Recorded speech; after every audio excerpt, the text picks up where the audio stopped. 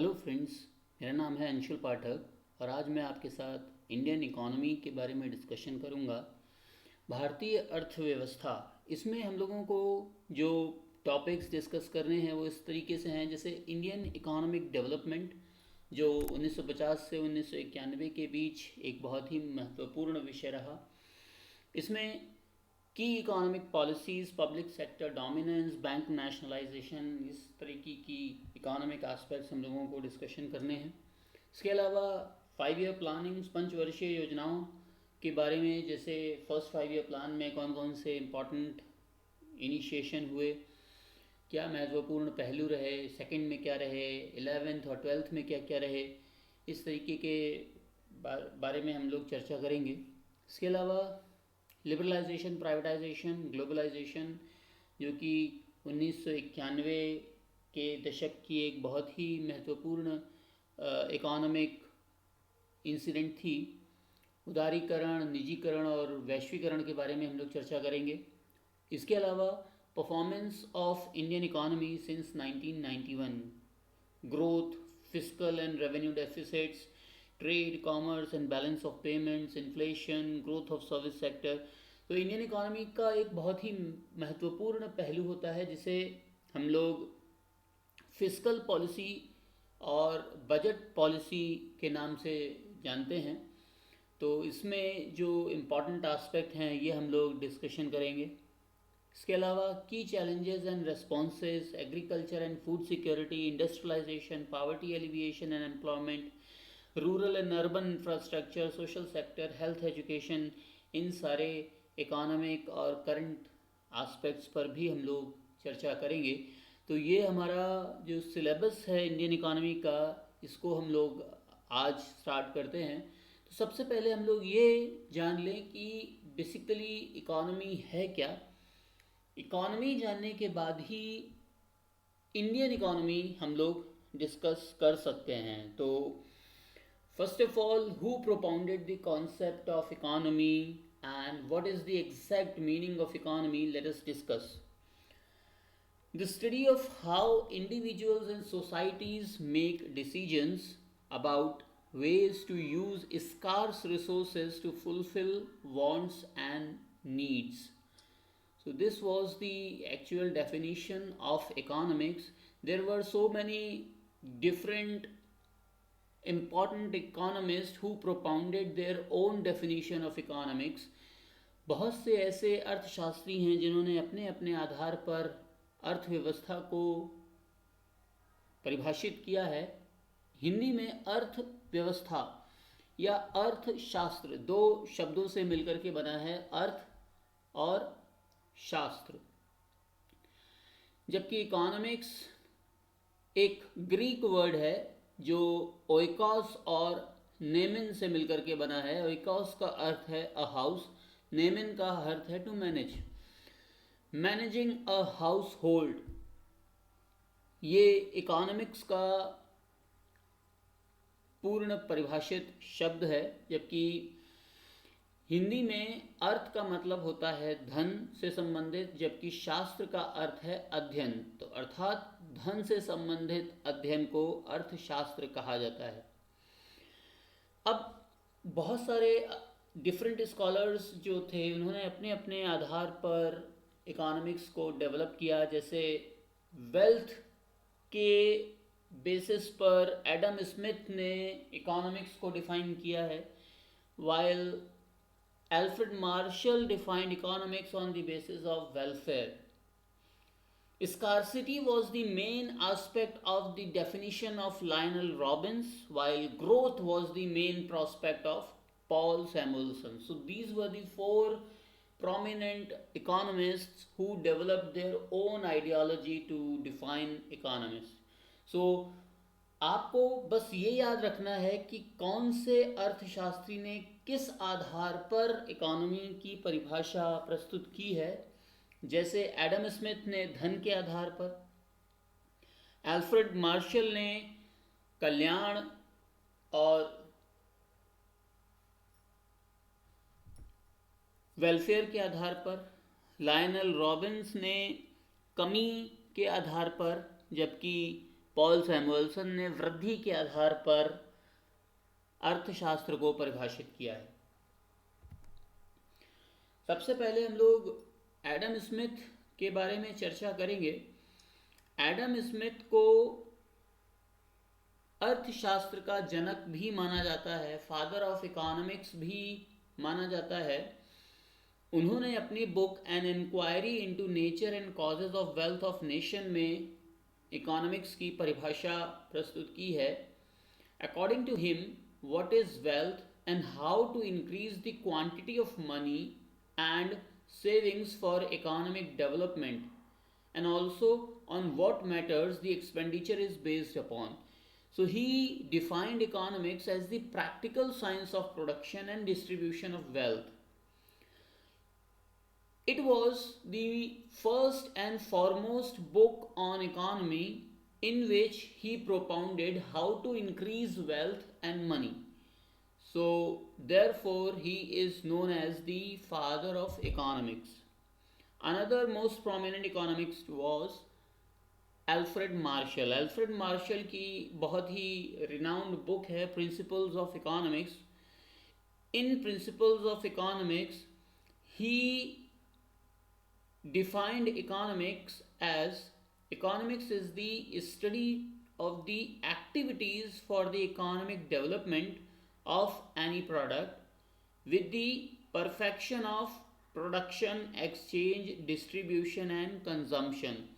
तो उन्होंने एक प्रॉपर साइकिल प्रेजेंट की जिसमें एक महत्वपूर्ण चक्र बताया, जिसके आधार पर उन्होंने अपने इकोनॉमी की परिभाषा प्रस्तुत की। और इसीलिए प्रिंसिपल्स ऑफ इकोनॉमिक्स यानी कि अर्थशास्त्र के सिद्धांतों के आधार पर उन्होंने अर्थशास्त्र को विकसित किया। जैसे उन्होंने कहा कि किसी भी वस्तु का पहले उत्पादन करना होता है, प्रोडक्शन करना होता है, उत्पादन के बाद फिर इसे एक्सचेंज एंड डिस्ट्रीब्यूशन के बेसिस पर मार्केट में प्रेजेंट किया जाता है। मार्केट में लोग फिर इसे कंज्यूम करना स्टार्ट करते हैं और फिर कंज्यूम करने के बाद जब फिर से मार्केट में इसकी डिमांड डेवलप होती है तो फिर से इसका प्रोडक्शन स्टार्ट होता है। तो ये पूरी प्रॉपर साइकिल प्रेजेंट की पहली बार अल्फ्रेड मार्शल ने।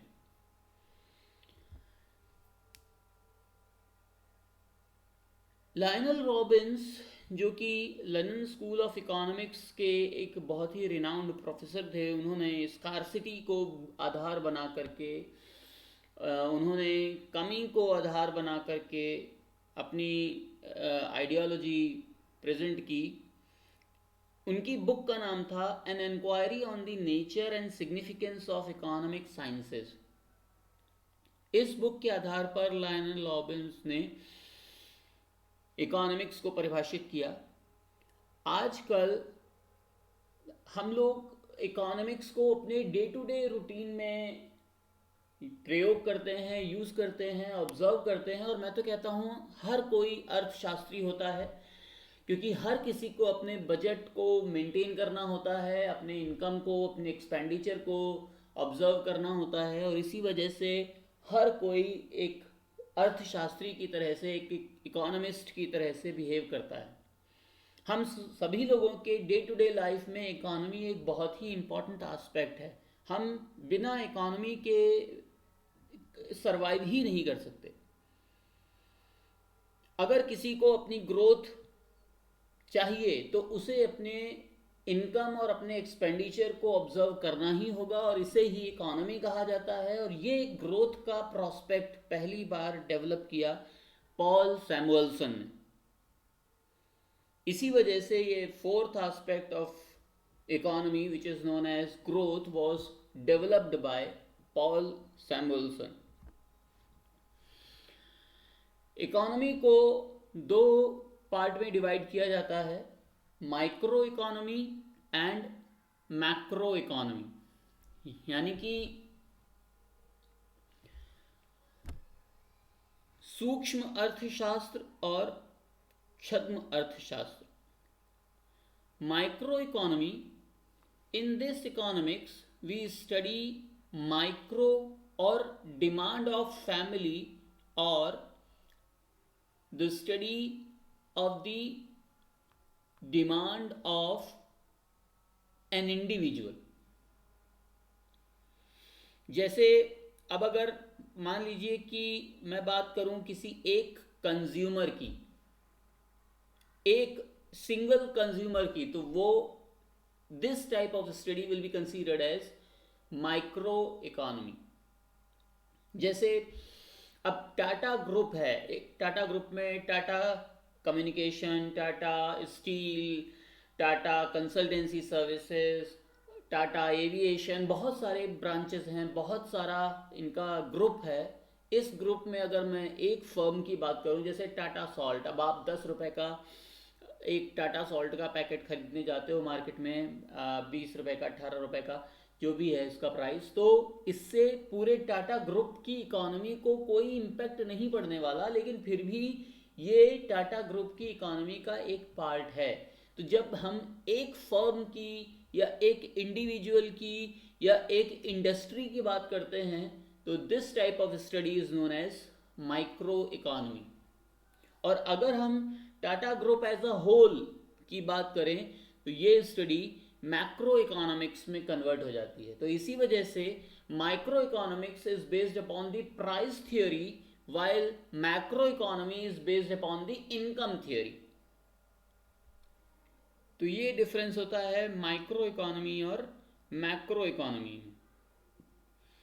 Macro economy basically the economy in which the study of whole economy is based upon, just like the national income, national planning, GDP, GNP, these are the terms associated with macroeconomy, in which इसमें हम लोग पूरे India का या पूरे country का एक साथ नेशनल पर्सपेक्टिव देख पाते हैं। इसी वजह से इसे मैक्रो इकोनॉमी कहा जाता है। माइक्रो इकोनॉमी में जो कॉन्सेप्ट्स इंपॉर्टेंट होते हैं, जैसे थ्योरी ऑफ डिमांड, ये माइक्रो इकोनॉमी का कॉन्सेप्ट है। Theory of production, price determination, factor pricing, ये सारे पॉइंट जो हैं। जैसे थ्योरी ऑफ डिमांड, अब अगर मार्केट में डिमांड नहीं होगी किसी चीज़ की, तो ऑब्वियसली वो प्रोडक्ट मार्केट से आउट हो जाएगा। और अगर किसी भी चीज़ की बहुत ज़्यादा डिमांड हो जाएगी, तो मार्केट में उस चीज़ की शॉर्टेज हो जाएगी और फिर मार्केट में उस चीज़ के प्राइस इंक्रीज हो जाएंगे। तो ये एक इकोनॉमिक कॉन्सेप्ट होता है, इसे theory of demand and supply कहा जाता है। थ्योरी ऑफ प्रोडक्शन, प्रोडक्शन के भी कुछ एस्पेक्ट होते हैं। ये बेसिकली 4 पैरामीटर्स होते हैं प्रोडक्शन के: land, labour, capital and enterprise. तो ये इन प्रोडक्शन इन 4 पैरामीटर्स पर बेस्ड होता है। प्राइस डिटर्मिनेशन, जो डिमांड कर्व और सप्लाई कर्व जिस पॉइंट पर एक दूसरे को इंटरसेक्ट करते हैं, इस पॉइंट को प्राइस डिटर्मिनेशन कहा जाता है। और यही प्राइस डिटर्मिनेशन किसी भी ऑब्जेक्ट के कॉस्ट प्राइस को डिटरमाइन करता है। Factor pricing, different scenario, different geographical orders and different type of consumption parameters पर बेस्ड होता है। तो ये जो पॉइंट्स हैं, ये सब माइक्रो इकोनॉमी से रिलेटेड होते हैं। हम लोग अब टाइप्स ऑफ इकोनॉमी के बारे में डिस्कशन करते हैं। Types of economy, there are 3 types of economy: capitalistic economy, socialistic economy and mixed economy. तो ये जो हम लोगों ने टाइप्स ऑफ इकोनॉमी डिस्कस किए, ये प्रोडक्शन के बेस्ड पर, डोमिनेशन के बेस पर आइडेंटिफाई किए गए हैं कि उस तरीके के इकोनॉमी में मार्केट को कौन डोमिनेट कर रहा है। बट अगर हम लोग नेशनल और इंटरनेशनल लेवल पर इकोनॉमी और ट्रेड के बारे में डिस्कशन करें, तो इंटरनेशनल लेवल पर इसे क्लोज्ड इकोनॉमी और ओपन इकोनॉमी में डिवाइड किया गया है। क्लोज्ड इकोनॉमी, अब देखिए, अगर इंटरनेशनल रिलेशनशिप डेवलप हो रही है तो इंटरनेशनल रिलेशनशिप में ट्रेड, कॉमर्स, ये आएगा ही आएगा। फ्री ट्रेडिंग होती रहती है, एक देश से इंपोर्ट होता है, दूसरे देश से एक्सपोर्ट होता है। तो ये इंपोर्ट और एक्सपोर्ट, आयात और निर्यात का जो आइडेंटिफिकेशन है, ये क्लोज्ड और ओपन इकोनॉमी में इंक्लूड किया गया है। अब जैसे क्लोज्ड इकोनॉमी में X and M, X means export and M means import. वैसे तो बैलेंस ऑफ ट्रेड में हमेशा export is equal to import होना चाहिए। किसी भी देश में जितना एक्सपोर्ट होता है उतना ही इम्पोर्ट होना चाहिए, क्योंकि एक्सपोर्ट करने पर उस कंट्री को इनकम जनरेट होती है, जबकि इंपोर्ट करने पर उस देश का पैसा बाहर के देशों में जाता है, तो एक्सपेंडिचर होता है। इंपोर्ट करने पर, एक्सपोर्ट करने पर इनकम जनरेट होती है, तो ये income is equal to expenditure बराबर होना चाहिए, इसीलिए export is equal to import होना चाहिए। इसे बैलेंस ऑफ ट्रेड या बैलेंस ऑफ पेमेंट कहा जाता है।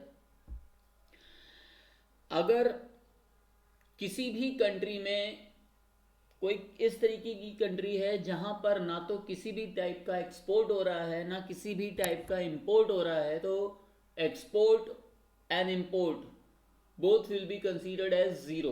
तो इस तरीके की कंट्री को क्लोज्ड इकोनॉमी कहा जाता है। आजकल के प्रेजेंट कंटेक्स्ट में हम किसी भी कंट्री को कंप्लीटली क्लोज्ड इकोनॉमी नहीं कह सकते, but north Korea can be considered as a closed economy। तो इस टाइप की इकोनॉमी क्लोज्ड इकोनॉमी कहलाती है, जबकि ओपन इकोनॉमी वो इकोनॉमी होती है जिसमें एक्सपोर्ट और इंपोर्ट बहुत ज़्यादा होता रहता है। बाहर की कंपनीज उस कंट्री में काम कर सकती हैं और उस कंट्री की कंपनीज दूसरे देशों में काम कर सकती है। तो इस तरीके की कंट्री को ओपन इकोनॉमी कहा जाता है, जैसे अमेरिका, ब्रिटेन, इंडिया, ऑस्ट्रेलिया, ये सब ओपन इकोनॉमी है। यहां पर एक टर्म लिखा हुआ है closed economy, GNP is equal to GDP. तो जीएनपी और जीडीपी ये जो दो टर्म हैं, GNP means gross national product, GDP means gross domestic product. जब हम लोग नेशनल इनकम डिस्कस करेंगे तब जीडीपी और जीएनपी को बिल्कुल अच्छे से डिस्कस करेंगे। यहाँ आप ये समझ लीजिए कि जीडीपी उसे कहा जाता है जो किसी भी देश में भौगोलिक सीमाओं के अंदर एक वित्त वर्ष में उत्पादित किए गए अंतिम वस्तुओं के मान होते हैं, उसे सकल घरेलू उत्पाद कहा जाता है। The final value of goods and services produced during a financial year in an within the boundary of within the geographical boundary of a country is known as GDP. तो यहाँ पर जीडीपी को डिफाइन करते हुए हमें final value of goods and services कहना ज़रूरी है, विदिन दी जियोग्राफिकल बाउंड्री कहना ज़रूरी है, और ड्यूरिंग अ फाइनेंशियल ईयर कहना ज़रूरी है। तो जब हम ये तीन वर्ड इंक्लूड करेंगे अपनी डेफिनेशन में, तभी हम जीडीपी को फुल्ली एक्सप्लेन कर पाएंगे। फाइनल वैल्यू का मतलब होता है, जैसे जब कोई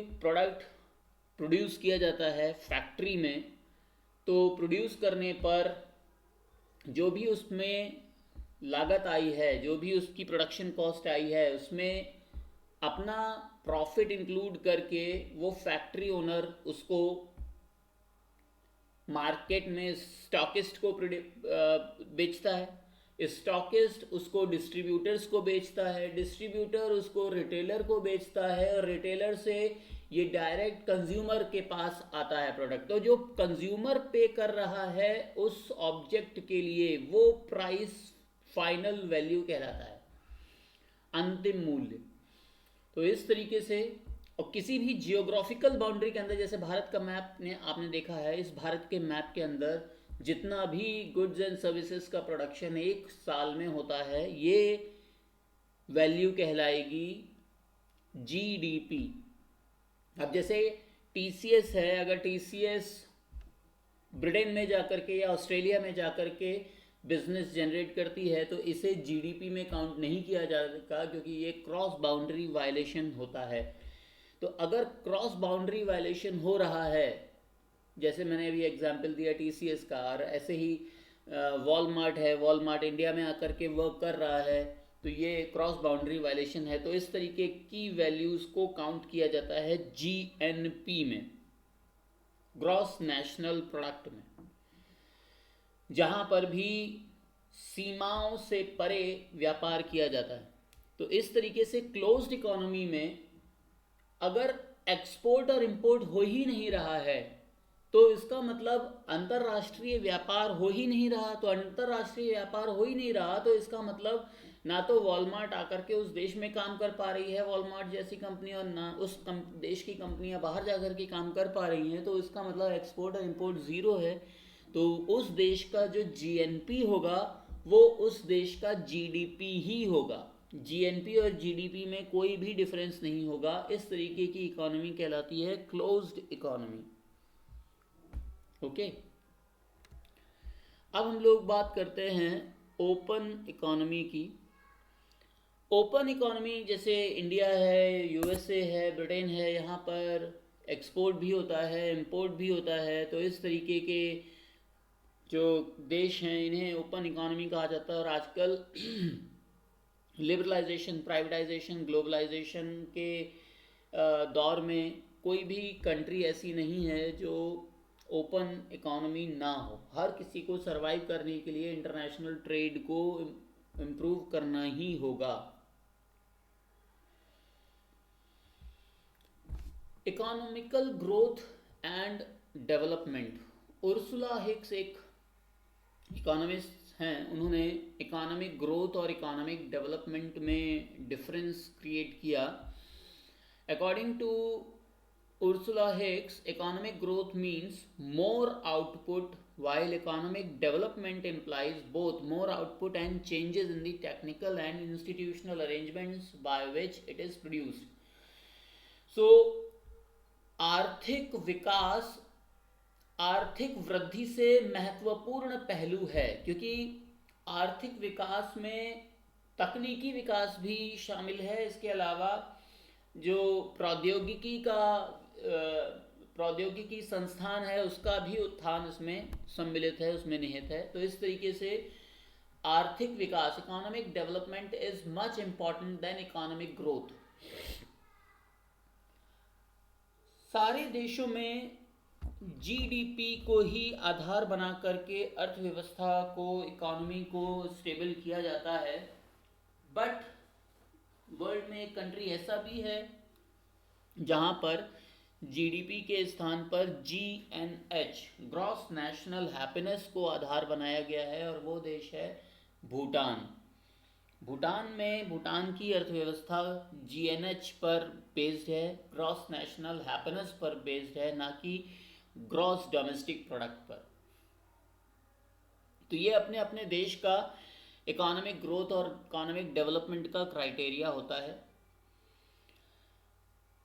बहुत सारे देशों में इकोनॉमिक ग्रोथ को अलग अलग तरीके से जस्टिफाई किया जाता है। अलग अलग देशों में अलग अलग तरीके की इकोनॉमिक प्रॉब्लम्स भी होती हैं। Economic problems are those problems which are related with the distribution of different types of resources of production sector. So production is the main aspect to flourish economy. अगर आपका प्रोडक्शन प्रॉपर नहीं है तो आपका economic development भी proper नहीं हो पाएगा, और इकोनॉमिक डेवलपमेंट प्रॉपर नहीं हो पाएगा तो इकोनॉमिक प्रॉब्लम्स जनरेट होंगी। तो इस तरीके से इकोनॉमिक प्रॉब्लम्स का मेन एस्पेक्ट होता है production. There are unlimited wants but only limited means और resources to fulfil those wants और रिक्वायरमेंट्स। अब जैसे इंडिया की बात करें तो इंडिया में बहुत सारी अभी, India is a developing country, so there are so many limitations, there are so many desires of Indian individuals.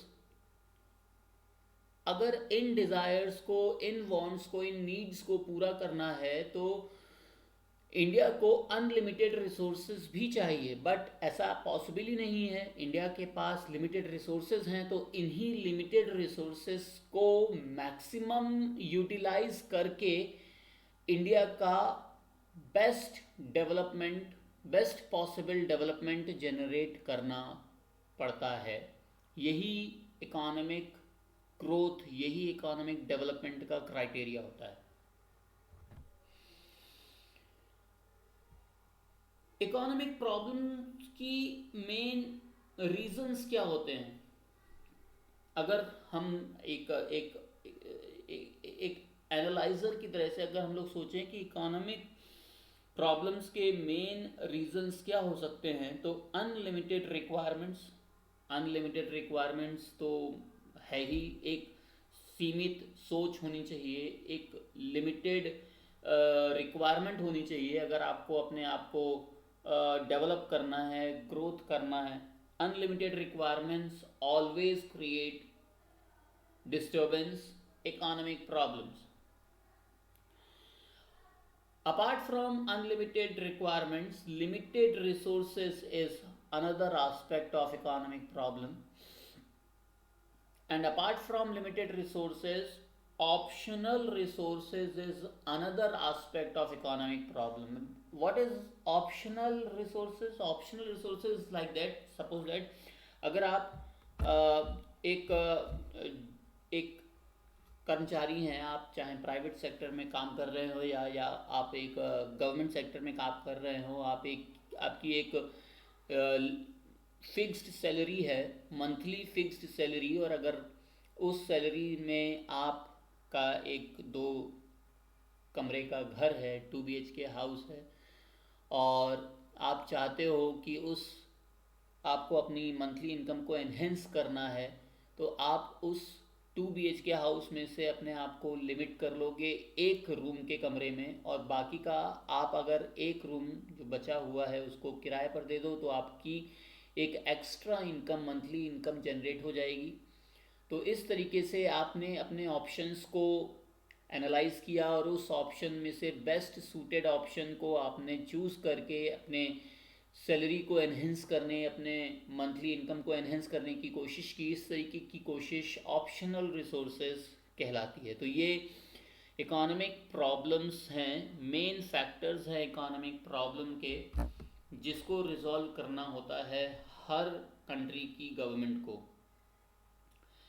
In 21st century, the original 4 Asian tigers are known as Hong Kong, Singapore, South Korea and Taiwan, along with Cyprus, Malta and Slovenia, are considered as developed countries.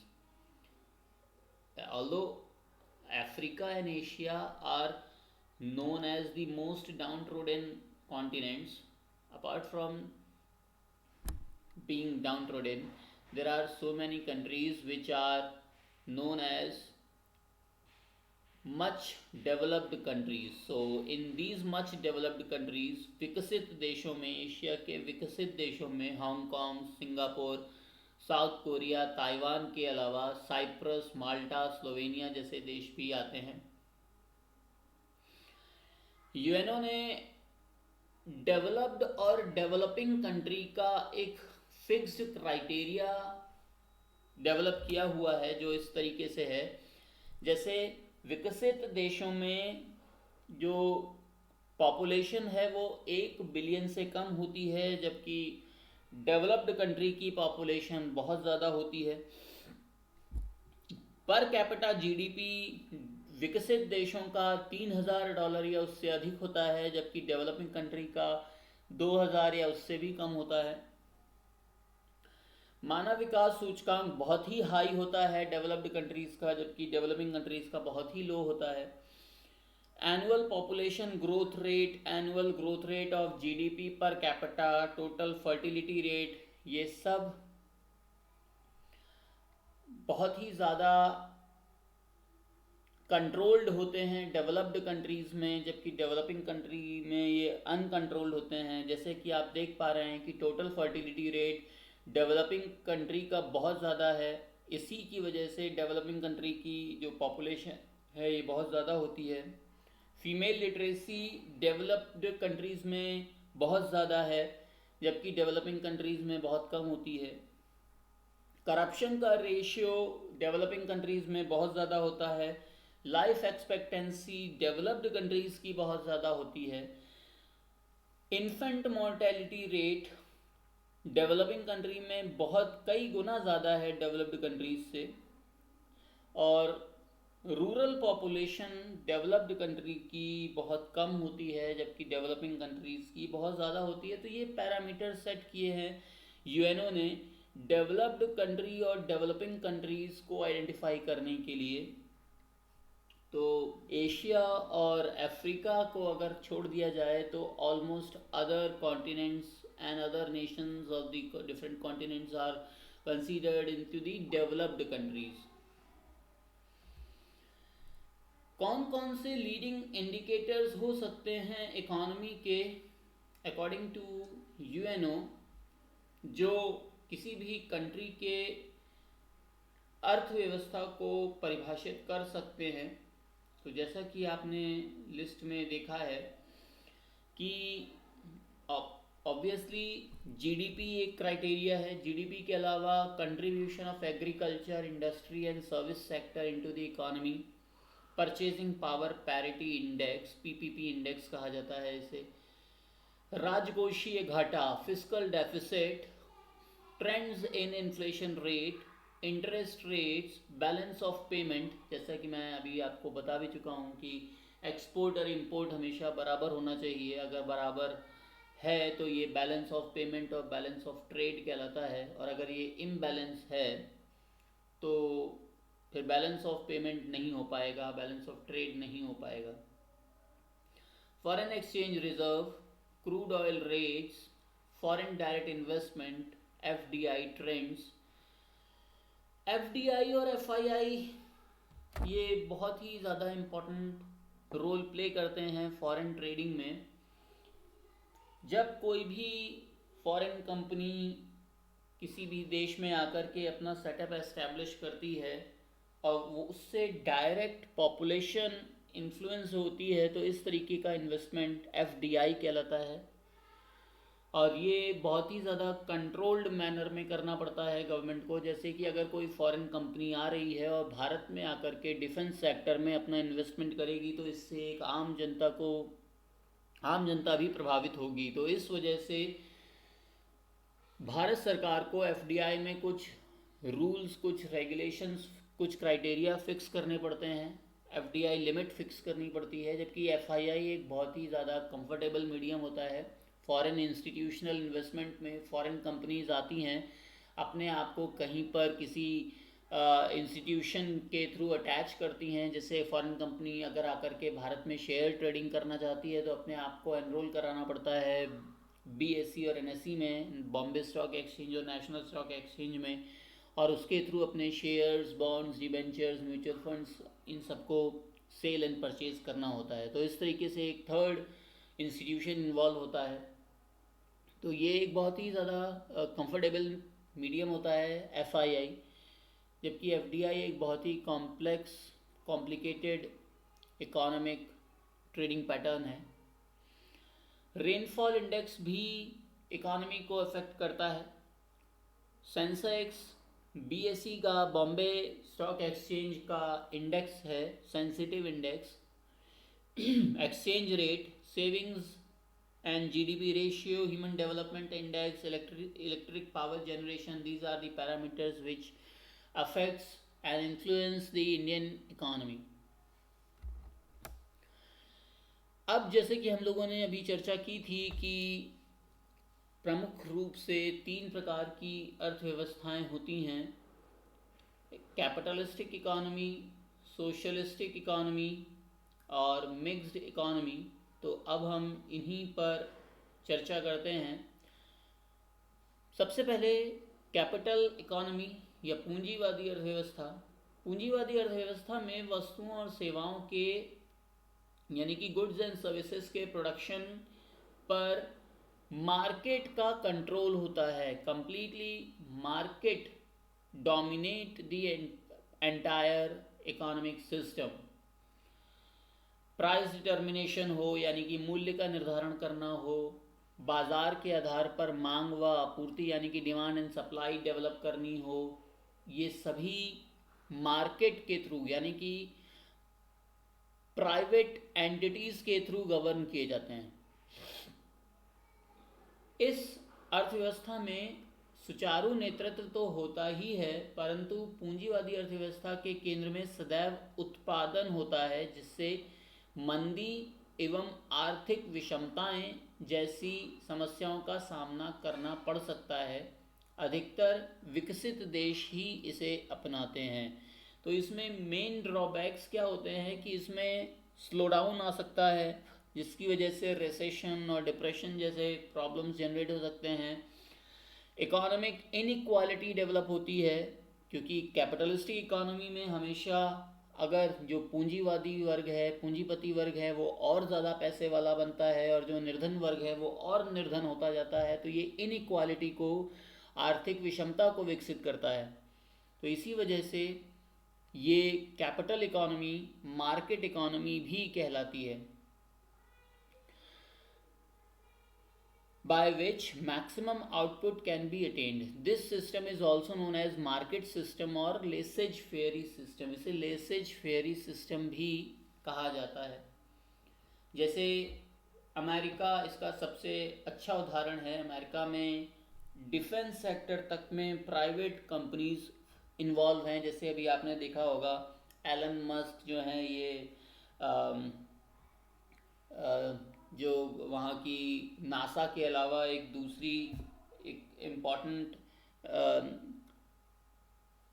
Space agency है, इसके head हैं, और अभी इसने बहुत सारे milestones develop कर लिए हैं इस कंपनी ने। तो इस तरीके की हम अमेरिका में बहुत सारी और भी कंपनीज हैं, और इंडिया वर्ल्ड का सबसे बड़ा कैपिटलिस्टिक इकोनॉमी कहलाता है यूएसए। सोशलिस्टिक इकोनॉमी की अगर हम बात करें, समाजवादी अर्थव्यवस्था की अगर हम बात करें, तो आर्थिक संसाधनों पर सरकार का पूर्ण नियंत्रण होता है। मतलब इकोनॉमिक रिसोर्सेज पर गवर्नमेंट का होल्ड होता है। यहाँ पर मूल्य के निर्धारण में सरकार का हस्तक्षेप होता है तथा सरकार ही मांग व आपूर्ति को नियंत्रित करती है। इस तरह की प्रणाली को प्रशासनिक मूल्य प्रणाली भी कहा जाता है। Government holds the price determination policy along with it controls goods and services demand and supply। इस तरीके से पूरी तरीके से गवर्नमेंट का होल्ड हो अगर मार्केट पर, इकोनॉमी पर, तो इस तरीके की इकोनॉमी को सोशलिस्टिक इकोनॉमी कहा जाता है। USSR used to be the socialistic economy, China used to be the socialistic economy. 1991 से पहले भारत भी समाजवादी अर्थव्यवस्था का ही एक भाग था, लेकिन 1991 का जो एक समय है, जो 1991 का एक कालखंड है, ये एक बहुत ही इम्पॉर्टेंट रोल प्ले करता है इंटरनेशनल लेवल पर। जैसा कि आप लोग जानते होंगे कि 1991 में ही यूएसएसआर विघटित हो गया था, डिसइंटीग्रेट हो गया था, 13 देश बन गए थे, और यूएसएसआर ख़त्म होकर के अब रशिया कहलाता है। तो ये जो 13 देश हैं, इन्हें CIS countries, CIS, Commonwealth of Independent States कहा जाता है। जैसे Belarus, Uzbekistan, Tajikistan, Kyrgyzstan, Kazakhstan, Latvia, Estonia, ये इस तरीके से जो 13 देश निकले थे टूट करके 1991 के समय ही निकले थे। और भारत में भी 1991 में बहुत ही तगड़ा रिसेशन आया था, जिसकी वजह से 5 ईयर प्लानिंग्स को रोकना पड़ा था और फाइनेंशियल सेक्टर रिफॉर्म्स को इंट्रोड्यूस करना पड़ा था, एलपीजीएम को डिक्लेयर करना पड़ा था, लिबरलाइजेशन, प्राइवेटाइजेशन, ग्लोबलाइजेशन, मार्केटाइजेशन को इंट्रोड्यूस करना पड़ा था। और चाइना भी उसी समय सोशलिस्टिक इकॉनमी से कैपिटलिस्टिक इकॉनमी की तरफ मूव हो गया था। तो इस तरीके से 1991 का कालखंड एक बहुत ही इम्पॉर्टेंट कालखंड माना जाता है अंतर्राष्ट्रीय स्तर पर। अब मिक्स्ड इकोनॉमी के बारे में हम लोग चर्चा करते हैं, मिश्रित अर्थव्यवस्था के बारे में। मिश्रित अर्थव्यवस्था वो होती है जिसमें समाजवादी और पूंजीवादी अर्थव्यवस्था के गुण समाहित होते हैं, वो दोनों का ही मिश्रण होती है। कैपिटलिस्टिक और सोशलिस्टिक इकोनॉमी का मिक्सचर होती है, generally adopted by countries with low per capita income and is underdeveloped or developing countries. So जैसे इंडिया है, जैसे चाइना है, जैसे ब्राज़ील है, मैक्सिको है, these countries are considered as mixed economy. Public as well as private both sectors are working together. यहाँ पर सरकारी और निजी क्षेत्र के सभी लोग एक साथ काम कर सकते हैं। इस तरीके की अर्थव्यवस्था मिश्रित अर्थव्यवस्था कहलाती है। तो न्यू इकोनॉमिक पॉलिसी और न्यू इंडस्ट्रियल पॉलिसी जब इंडिया में लॉन्च हुई 1991 के बाद, लिबरलाइजेशन, प्राइवेटाइजेशन, ग्लोबलाइजेशन का जब दौर शुरू हुआ, तभी से भारत मिश्रित अर्थव्यवस्था की ओर अग्रसर हुआ।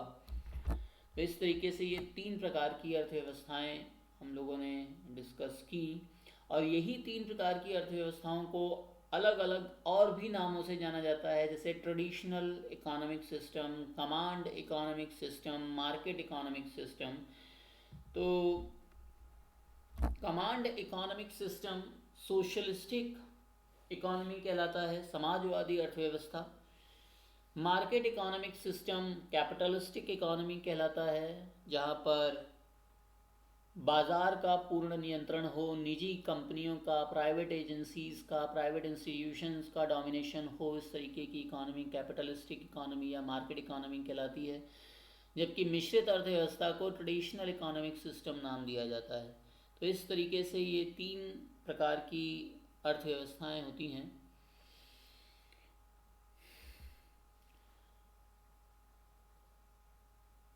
प्रोडक्शन, चाहे मार्केट इकोनॉमी हो, चाहे कमांड इकोनॉमी हो, चाहे मिक्स्ड इकोनॉमी हो, प्रोडक्शन हमेशा ही एक बहुत ही इम्पॉर्टेंट रोल प्ले करता है। The maximum combinations of goods and services that can be produced from a fixed amount or resources in a given period of time is known as production. Because resources are limited, we are only able to use so much of them to produce certain goods. संसाधन बहुत ही सीमित हैं, और इसी वजह से हमें अपने सीमित संसाधनों का ज़्यादा से ज़्यादा अच्छा इस्तेमाल करके, अच्छा उपयोग करके अधिक से अधिक उत्पादन, अधिक से अधिक आय संग्रहित करना, यही एक महत्वपूर्ण एस्पेक्ट होता है उत्पादन का। यहाँ जैसे कि हमने अभी आपको बताया था कि 4 फैक्टर होते हैं जो प्रोडक्शन को प्रभावित करते हैं। वो 4 फैक्टर लैंड, लेबर, कैपिटल और एंटरप्राइज होता है। अब लैंड में कौन कौन से रिसोर्सेज आ सकते हैं, जैसे फ्री गिफ्ट ऑफ नेचर है, land, mineral, oil, forest, air, timber, ये सब लैंड और नेचुरल रिसोर्सेज में कंसीडर किए जाते हैं। Capital, manufactured aid to production like tools, machines, equipments, factories. किसी भी चीज़ में उत्पादन करने के लिए जो जो आवश्यक वस्तुएं होती हैं, जैसे कारखाने हैं, मिलें हैं, उपकरण हैं, संयंत्र हैं, ये सब कैपिटल में आते हैं। लेबर में मैनकाइंड्स फिजिकल एंड मेंटल टैलेंट आता है, जबकि एंटरप्राइज में जो उसकी उद्यमशीलता है, इसको कंसीडर किया जाता है। Risk taking policy making and innovation type of concepts are considered into enterprise. ये चारों फैक्टर्स मिल करके ही मैक्सिमम प्रोडक्शन को डेवलप कर सकते हैं। अब हम लोग इकोनॉमी के एक बहुत ही महत्वपूर्ण एस्पेक्ट को डिस्कस करते हैं। जैसा कि स्टार्टिंग में मैंने आपसे डिस्कशन किया था कि एडम स्मिथ ने वेल्थ ऑफ नेशन को अपना क्राइटेरिया बना करके इकोनॉमी को एक नया परिभाषा दी, और उसी के आधार पर जिस देश की जितनी ज़्यादा वेल्थ होगी, जितनी ज़्यादा संपत्ति या आय होगी, उस देश का जीडीपी और उस देश की इकोनॉमिक डेवलपमेंट उतनी ही ज़्यादा होगी। इसी के आधार पर एक कॉन्सेप्ट डेवलप किया गया इकोनॉमी में जिसे कहा जाता है नेशनल इनकम, राष्ट्रीय आय। तो राष्ट्रीय आय किसी भी देश की उस आय को कहते हैं जो उस देश में एक वित्त वर्ष में उत्पादित की गई हो, वस्तुओं और सेवाओं के उत्पादन से उत्पादित हो। तो it is the annual income of a family is the sum total of income it receives from various sources during a year. अब जैसे अगर कंट्री की बात करें तो कंट्री में डिफरेंट सेक्टर्स होते हैं, agriculture sector, industrial sector, service sector. अब इन सभी सेक्टर्स से जितना भी गुड्स एंड सर्विसेज का प्रोडक्शन होगा एक साल में, उस एक साल में उतनी आय को नेशनल इनकम कहा जाता है। They are called final goods because once it has been sold it passes out of the active economic flow. Thus, the tea leaves purchased by the consumer are not consumed in that form. They are used to make drinkable tea, which is consumed. Similarly, most of the items that enter our kitchen are transformed through the process of cooking. अगर अर्थशास्त्र को, आपको economy को समझना हो तो आप अपने डे टू डे एग्जाम्पल्स को ले सकते हैं। जैसे कि यहाँ पर मैंने चाय का एग्जाम्पल आपको समझाने की कोशिश की है कि जैसे आप चाय खरीदने जाते हो तो ये चाय के बागानों से जो बागान मालिक होते हैं ये स्टॉकिस्ट को देते हैं, स्टॉकिस्ट से ये डिस्ट्रीब्यूटर तक पहुंचती है, डिस्ट्रीब्यूटर के बाद रिटेलर्स पे आती है, रिटेलर्स से जाकर के जो शॉपकीपर्स हैं, जो वो रिटेलर्स होते हैं, उस शॉपकीपर से आप परचेज़ करते हो। और इस तरीके से यहाँ पर जो कंज्यूमर पे करता है प्राइस, इसे फाइनल गुड्स या फाइनल वैल्यू ऑफ गुड्स कहा जाता है। प्रमुख रूप से इंडियन इकोनॉमी के 3 सेक्टर्स हैं। ये 3 sectors primary sector, secondary sector और टर्शियरी सेक्टर कहे जाते हैं। प्राइमरी सेक्टर यानी कि प्राथमिक क्षेत्र वो क्षेत्र हैं जो किसी भी कारखाने के लिए रॉ मटेरियल प्रोवाइड कराते हैं। जैसे एग्रीकल्चर है, एनिमल हस्बेंड्री यानी कि पशुपालन है, खदान है, और फिशरीज मत्स्य पालन है, मछली पालन, ये सब प्राइमरी सेक्टर का पार्ट हैं। जबकि सेकेंडरी सेक्टर में उत्पादन से संबंधित क्षेत्र है, जैसे कंस्ट्रक्शन का जो सेक्टर है ये सेकेंडरी सेक्टर है, इलेक्ट्रिसिटी सेकेंडरी सेक्टर है, gas and water supply secondary sector है, manufacturing and industry secondary sector हैं। ये सब के सब सेकेंडरी सेक्टर में आते हैं। जबकि आजकल के अर्थव्यवस्था में सबसे ज़्यादा योगदान टर्शरी सेक्टर का माना जाता है। इसे सर्विस सेक्टर भी कहते हैं। 50% से ज़्यादा का योगदान टर्शरी सेक्टर का है, सर्विस सेक्टर का है। इसमें education, transport, bank, insurance, technology, communication, hotel, restaurant, trade, commerce, public administration, security, KPO, BPO, LPO, ये सारा का सारा जहाँ जहाँ भी जो सर्विसेज कर रहे हैं, जो नौकरियाँ कर रहे हैं, ये सारा का क्षेत्र सर्विस सेक्टर, सेवा क्षेत्र कहलाता है। तो अगर किसी भी देश की राष्ट्रीय आय को निकालना है, उसकी गणना करनी है, उसको कैलकुलेट करना है, तो उसके लिए कुछ इकोनॉमिक टर्म होते हैं जिन्हें यूज़ करना होता है, जैसे जीडीपी, जीएनपी, एनएनपी। ये कुछ इकोनॉमिक टर्म हैं जो नेशनल इनकम को कैलकुलेट करने के लिए यूज़ किए जाते हैं। जैसे GDP, GDP is monetary value of all final goods and services produced by the resident of a country during a given financial year within its geographical boundaries। जैसा कि मैं आपसे पहले भी डिस्कशन कर चुका हूँ कि जीडीपी को जब भी परिभाषित किया जाता है तो तीन बातों का प्रमुख रूप से उल्लेख करना चाहिए। ये तीन बातें हैं, final value of goods and services with in the geographical boundary of a country, और थर्ड है कि किसी भी वित्त वर्ष के अंदर, किसी भी एक वित्त वर्ष के अंदर, किसी भी एक फाइनेंशियल ईयर के अंदर, तो ये तीन चीज़ें इंक्लूड करने पर जीडीपी की डेफिनेशन बनती है।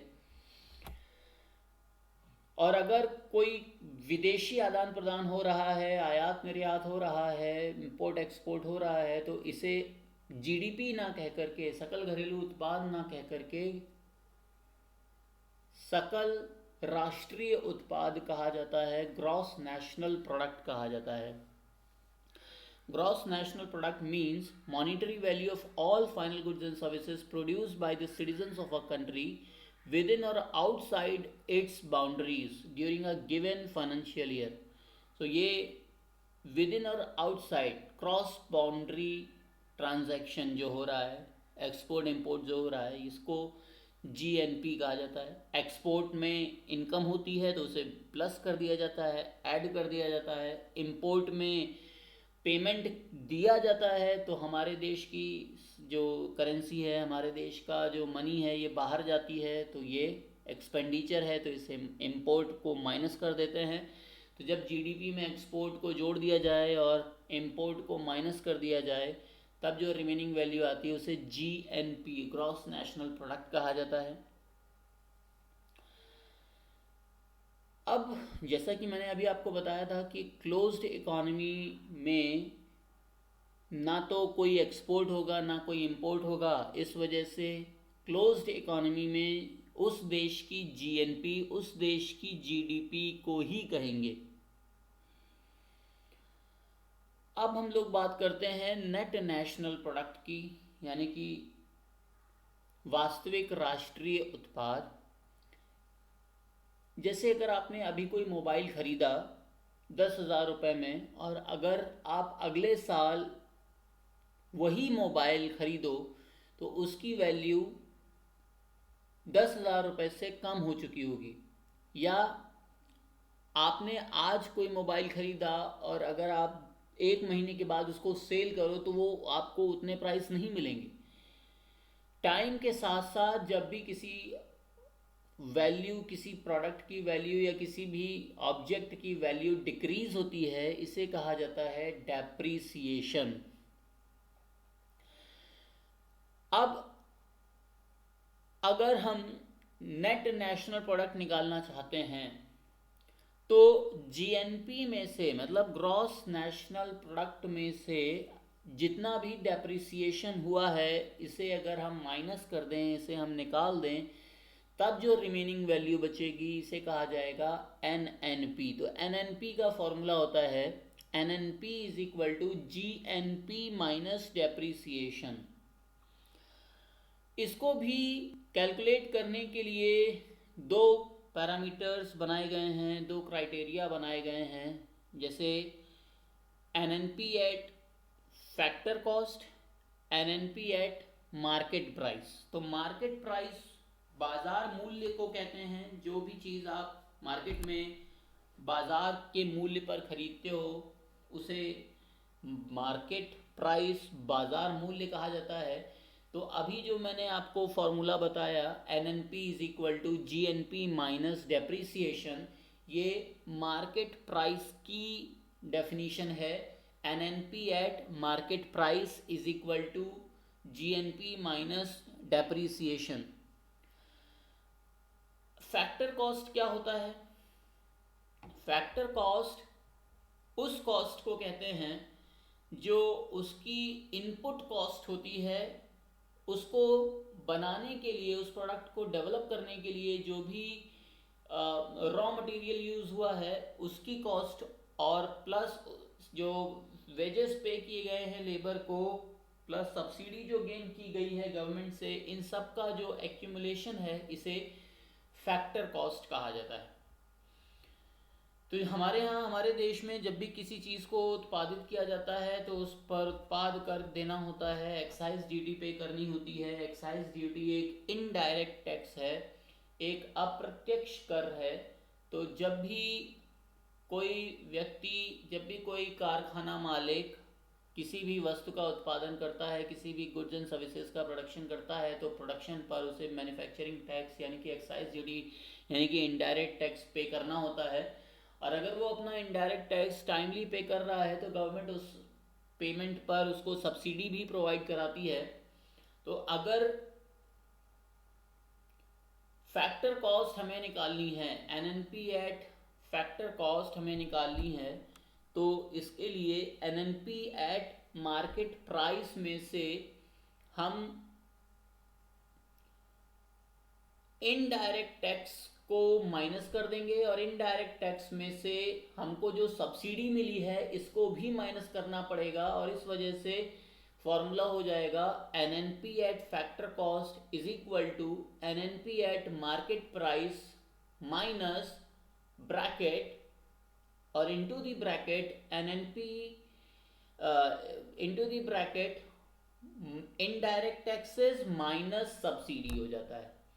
तो जब ये ब्रैकेट ओपन होगा तो ये हो जाएगा N N P at factor cost is equal to N N P at market price minus indirect taxes plus, क्योंकि माइनस माइनस जुड़ करके प्लस हो जाते हैं, प्लस सब्सिडी। तो ये जो फॉर्मूला होता है इसे कहते हैं net national product at factor cost. तो यही फॉर्मूला कहलाता है भारत की राष्ट्रीय आय, नेशनल इनकम। तो क्वेश्चन ऐसे पूछा जाता है कि इनमें से किसे भारत की राष्ट्रीय आय कहा जाता है? Which of the following is known as the national income of India? GDP, NNP, GNP या एनएनपी एट फैक्टर कॉस्ट? तो एनएनपी एट फैक्टर कॉस्ट को भारत की राष्ट्रीय आय कहा जाता है। एनएनपी एट मार्केट प्राइस को भारत की राष्ट्रीय आय नहीं कहा जाता। जीएनपी को भारत की राष्ट्रीय आय नहीं कहा जाता। जीडीपी को भारत की राष्ट्रीय आय नहीं कहा जाता। तो इस तरीके से नेशनल इनकम को कैलकुलेट किया जाता है NNP at factor cost per. Bharat में नेशनल इनकम को कैलकुलेट करने के लिए एक संस्था बनाई गई है जिसका नाम है CSO, central statistical office. Central statistical office के सबसे पहले जो अध्यक्ष थे वो थे PC महालैनोबिस। PC महालैनोबिस एक बहुत ही इम्पोर्टेंट रिनाउंड स्कॉलर रहे हैं, इकोनॉमिस्ट रहे हैं। उन्होंने ही भारत में सेकेंड 5 ईयर प्लान को इंट्रोड्यूस किया था। इंडस्ट्रियलाइजेशन के फाउंडर PC महालैनोबिस माने जाते हैं क्योंकि second 5 year plan basically industrialisation पर ही बेस्ड था। CSO यानी कि सेंट्रल स्टैटिस्टिकल ऑफिस का हेडक्वार्टर न्यू दिल्ली में है और इसका जो सब डिवीजन है ये कोलकाता में एस्टैब्लिश किया गया है। PC महालैनोबिस जो कि इसके फर्स्ट चेयरमैन थे, उन्हीं की बर्थ डेट को 2007 से भारत में राष्ट्रीय सांख्यिकी दिवस, नेशनल स्टैटिस्टिकल डे के रूप में ऑब्जर्व किया जाता है, जो कि 29 जून को होती है। तो इस तरीके से CSO ने, सेंट्रल स्टैटिस्टिकल ऑर्गेनाइजेशन ने 3 क्राइटेरियाज बताए हैं नेशनल इनकम को कैलकुलेट करने के लिए। ये 3 क्राइटेरियाज हैं प्रोडक्शन मेथड, इनकम मेथड और एक्सपेंडिचर मेथड। प्रोडक्शन मेथड के थ्रू गुड्स एंड सर्विसेज का जो प्रोडक्शन है एक वर्ष में, इसको कैलकुलेट करके देश की नेशनल इनकम को कैलकुलेट किया जाता है। ये अब एक बहुत ही पुराना मेथड हो गया है, इस वजह से अब ये ऑब्सोलीट है, अब ये हमारे देश में यूज़ नहीं किया जाता। जबकि जो दूसरा मेथड है इनकम मेथड, इनकम मेथड को बहुत समय तक इस्तेमाल किया गया, यूज़ किया गया। इनकम मेथड में चार तरीके के पैरामीटर्स को ऐड किया गया, जैसे rent, wages, interest and profit. जैसे आप कहीं पर सिलेक्शन हो जाता है तो आप चले जाते हो और वहाँ पर रेंट पर आप घर ले करके मंथली रेंट पे करते हो, या फिर आप कैब मंगाते हो, ओला कैब या ऊबर कैब या फिर टैक्सी ऑटो से जाते हो, तो ये सब आप रेंट पे करते हो, तो ये रेंट भी इनकम का पार्ट होता है। तो इस तरीके से रेंट को इनकम में इंक्लूड किया गया इनकम मेथड में। वेजेस जो आपकी, जैसे जो सैलरी ओनर्स हैं उनको जो मंथली सैलरी मिलती है इसे वेजेस कहा जाता है, तो ये इनकम का पार्ट है। आप अपना पैसा LIC में या फिर PPF अकाउंट में या फिर पोस्ट ऑफिस में जमा करते हो तो गवर्नमेंट आपको इंटरेस्ट पे करती है, ये भी आपकी इनकम का पार्ट है, तो इसे भी इनकम मेथड में इंट्रोड्यूस किया गया। इसके अलावा प्रॉफिट टू ऑर्गेनाइजेशंस जो हैं, ये जितने भी फैक्ट्रीज़ हैं, मैन्युफैक्चरिंग यूनिट्स हैं, ये सब अपने प्रॉफिट पर काम करती हैं, बिजनेस अपने प्रॉफिट पर किया जाता है, तो ये प्रॉफिट भी इनकम का जब जरिया होता है बिजनेसमैन का। तो ये चार क्राइटेरिया इनकम मेथड में इंक्लूड किए गए। इस तरीके से इनकम मेथड को डिराइव किया गया, लेकिन ये भी अब ऑब्सोलीट हो गया है। इस समय जो सबसे रेलेवेंट और सबसे अप्रोप्रिएट मेथड माना जाता है नेशनल इनकम को कैलकुलेट करने का, वो है एक्सपेंडिचर मेथड। एक्सपेंडिचर मेथड में टोटल इनकम, ये तो जो चार मेथड थे ऊपर के, रेंट, वेजेस, इंटरेस्ट और प्रॉफिट, ये इनकम मेथड थे, लेकिन इसमें टोटल सेविंग्स को इंक्लूड नहीं किया गया, इसमें केवल इनकम इंक्लूड की गई। सेविंग्स भी तो एक बहुत ही इम्पॉर्टेंट एस्पेक्ट है इंडिविजुअल का, और उसे भी आपको इंक्लूड करना पड़ेगा अपने नेशनल इनकम में। तो इस वजह से टोटल सेविंग्स को भी जब टोटल इनकम के साथ ऐड कर लिया जाता है तब इसे एक्सपेंडिचर मेथड कहा जाता है। The sum total of expenditure is known as expenditure method. तो ये तीन तरीके के पैरामीटर्स गवर्नमेंट ऑफ इंडिया ने, CSO ने, सेंट्रल स्टैटिस्टिकल ऑफिस ने डिराइव किए हैं नेशनल इनकम को मेजर करने के, जिसमें सबसे ऑथेंटिक मेथड एक्सपेंडिचर मेथड को माना जाता है, और एक्सपेंडिचर मेथड को कंजम्पशन मेथड भी कहते हैं। तो क्वेश्चन ऐसे भी पूछा जाता है कि which of the following method is not use to calculate national income in India. चार ऑप्शन हैं, इनमें से कौन सा मेथड भारत में राष्ट्रीय आय की गणना करने के लिए प्रयोग नहीं किया जाता। चार ऑप्शन हैं आपके पास, income method, investment method, production method, expenditure method. तो इन्वेस्टमेंट मेथड का यूज़ नहीं किया जाता, ये कोई इन्वेस्टमेंट मेथड कोई मेथड नहीं है। हमको बस इतना याद रखना है कि तीन तरीके के मेथड होते हैं, प्रोडक्शन मेथड, इनकम मेथड और एक्सपेंडिचर मेथड। और अगर एक्सपेंडिचर मेथड की जगह पर कंजम्पशन मेथड लिखा है तो एक्सपेंडिचर मेथड को कंजम्पशन मेथड भी कहा जाता है। अब ये वही फॉर्मूला है जो नेशनल इनकम को कैलकुलेट करने के लिए मैंने अभी आपको बताया था। National income is equal to net national product NNP at factor cost is equal to GNP minus depreciation minus indirect tax plus subsidy. तो ये GNP minus depreciation NNP at market price भी कहा जाता है। अब बात करते हैं पर्सनल इनकम की। The household receive transfer payment from government and firms which have to be added to calculate the personal income of the household। अब जैसे जितने भी गवर्नमेंट से जिन लोगों को और ज़्यादा इनकम होती है, चाहे वो स्कॉलरशिप के फॉर्म में हो, चाहे वो पेंशन के फॉर्म में हो, चाहे वो प्राइजेस के फॉर्म में हो, इसे पर्सनल इनकम कहा जाता है।